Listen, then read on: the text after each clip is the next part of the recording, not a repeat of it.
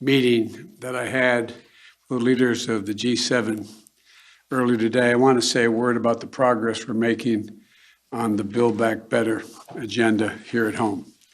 I just got off the telephone with the leaders in the House.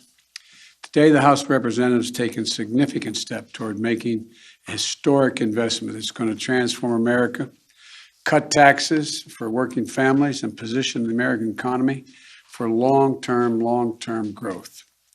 When I became president, it was clear that we had to confront an immediate economic crisis, the most significant recession we've had since the Depression, or at least since Johnson. But that wasn't going to be enough. We also had to make some long-term investments in Americans and America itself. The first thing we did was to write and pass the American Rescue Plan, and it's working. Our economy has added 4 million jobs in my first 6 months in office. Economic growth is up to the fastest it's been, the fastest rate in 40 years, and unemployment is coming down. Right now, our economic growth is leading the world's advanced economies. But to win the future, we need to take the next step. Today, the House of Representatives did just that. Today's vote in the House allowed them to consider my Build Back Better agenda, a broad framework to make housing more affordable, bring down the cost of prescription drugs by giving Medicare the power to negotiate lower prices for drugs, make elder care more affordable, provide 2 years of free universal high-quality pre-K, and 2 years of free community college, provide clean energy tax credits, continue to give the middle-class families the well-deserved tax cut for daycare and health care that they deserve, allowing a lot of women to get back to work primarily, and provide significant monthly tax cuts for working families with children through the child care tax credit. These investments are going to lower out-of-pocket expenses for families and not just give them a little more breathing room. In addition, we're going to make long overdue, much-needed investments in basic, hard infrastructure of this nation. This is an area where we have broad bipartisan agreement to invest in our antiquated roads, highways, bridges, transit, drinking water systems, broadband, clean energy, environmental cleanup, and making infrastructure more resilient to the climate crisis, and so much more. And this is all paid for. Instead of giving every break in the world to corporations and CEOs, by the way, 55 of our largest companies in America paid $0 in federal taxes on more than $40 billion in profit last year. We can ask corporations and the very wealthy just to pay their fair share. They can still be very wealthy, they can still make a lot of money, but just begin to pay their fair share. So we can invest in making our country stronger and more competitive, create jobs and raise wages, and lift up the standard of living for everyone. The bottom line is, in my view, we're a step closer to truly investing in the American people, positioning our economy for long-term growth, and building an America that outcompetes the rest of the world. My goal is to build an economy from the bottom up and the middle out, not just the top down. And that's what we're on our way of doing. Look, I want to thank Speaker Pelosi, who was masterful in her leadership on this, and Leader Hoyer and Whip Clyburn and Chairman DeFazio, the entire House leadership team, for the hard work, dedication, and determination to bring people together so we can make a difference in people's lives. I also want to thank every Democrat in the House who worked so hard over the past few weeks to reach an agreement and who supported the process for House consideration of the Jobs and Infrastructure Plan, the Build Back Better effort. There were differences, strong points of view. They're always welcome. What is important is that we came together to advance our agenda. I think everyone who did that, I think everyone who did it was there. Look, I also want to thank everyone who voted to support the John Lewis Voting Rights Act. You know, it's an act to restore and expand voting protections, to prevent voter suppression, and to secure the most sacred of American rights, the right to vote freely, the right to vote fairly, and the right to have your vote counted. The House is active. The Senate also has to join them to send this important bill to my desk. And the Senate has to move forward on the People's Act, critical legislation to protect our democracy and the right to vote. We need both of those election bills. But let me now turn to Afghanistan. I've met this morning with my counterparts in the G7, as well as heads of the United Nations, NATO, and the European Union. I express my thanks for the solidarity we have seen as we've stood up an unprecedented global effort. I updated our partners on the significant progress we made in the past 10 days. As of this afternoon, we've helped evacuate 70,700 people just since August the 14th, 75,900 people since the end of July. Just in the past 12 hours, another 19 U.S. military flights, 18 C-17s and 1 C-130 carrying approximately 6,400 evacuees, and 31 coalition flights carrying 5,600 people have left Kabul just in the last 12 hours.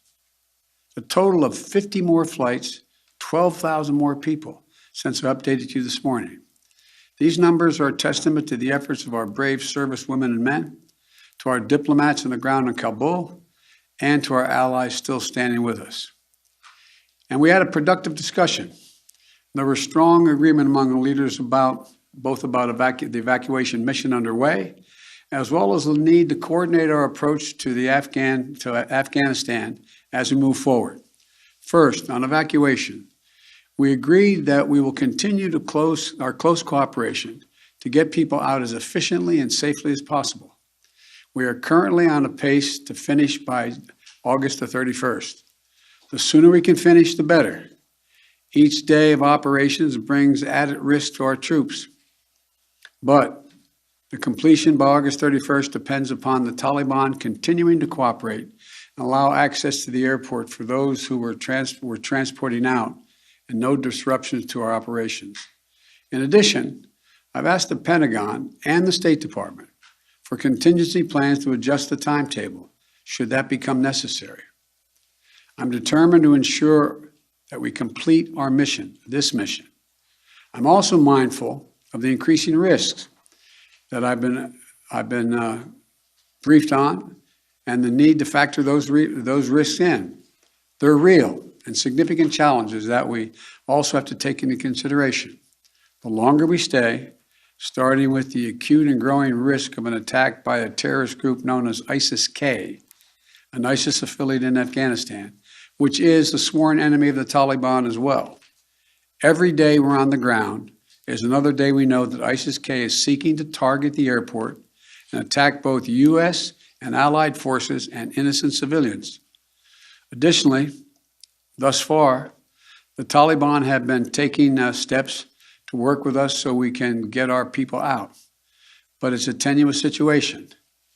We're already had some gunfighting break out. We run a serious risk of it breaking down as time goes on. Second, the G7 leaders and the leaders of the EU, NATO, and the UN all agreed that we will stand united in our approach to the Taliban. We agreed the legitimacy of any future government depends on the approach it now takes to uphold international obligations, including to prevent Afghanistan from being used as a base for terrorism. And we agreed that none of us are going to take the Taliban's word for it. We'll judge them by their actions, and we'll stay in close coordination on any steps that we take moving forward in response to the Taliban's behavior. At the same time, we renewed our humanitarian commitment to the Afghan people and supported a proposal by the Secretary General Guterres of the United Nations-led international response with unfettered humanitarian access in Afghanistan. Third, we talked about our mutual obligation to support refugees and evacuees currently fleeing Afghanistan. The United States will be a leader in these efforts, and we'll look to the international community and to our partners to do the same. We're already seeing our allies' commitment. They're bringing to their countries the Afghans who served alongside their forces as translators or in their embassies, just as we're bringing to the United States those Afghans who worked alongside our forces and diplomats. We're continuing that effort. We're conducting thorough security screening in the intermediate stops they're making for anyone who is not a U.S. citizen or a lawful permanent resident of the United States. Anyone arriving in the United States will have undergone a background check. And we must all work together to resettle thousands of Afghans who ultimately qualify for refugee status. The United States will do our part, and we are already working closely with refugee organizations to rebuild a system that was purposely destroyed by my predecessor. Finally, we agreed to stay vigilant against terrorist threats that have metastasized around the world. We went to Afghanistan with our allies in 2001 for clear reasons. One, to get the people who attacked us on 9/11 and to get Osama bin Laden, and to make sure that Afghanistan was not used again as a base from which to attack the United States or our allies. We achieved that objective. We delivered justice to bin Laden more than a decade ago. But the current environment looks very different than it did in 2001. And we have to meet the challenges we face today. We run effective counterterrorism operations around the world, where we know terrorism is more of a threat than it is today in Afghanistan, without any permanent military presence on the ground. And we can and will do the same thing in Afghanistan with our over-the-horizon counterterrorism capability. Cooperation with our closest partners on our enduring counterterrorism mission will continue to be an essential piece of our strategy. In short, we all of us agreed today that we're going to stand shoulder to shoulder with our closest partners to meet the current challenges we face in Afghanistan, just as we have for the past 20 years. We're acting in consultation and cooperation with our closest friends and fellow democracies. And I want to again thank all of our allies and partners around the world who have rallied in support of our shared mission. We ended the conversation today by a clear statement on all of our parts. We are going to stay united, locked at the hip in terms of what we have to do. We'll get that done. And tomorrow, I've asked Secretary Blinken to give you an update and a detailed report on exactly how many Americans are still in Afghanistan, how many have gone out, and what our projection is. So thank you again, and God bless you, and may God protect our diplomats and all those in harm's way. Thank you. Mr. President, can you guarantee every American will be out before the troops leave? Sanctions, Can you Mr. President, guarantee? did sanctions come up at all in the G7 meetings?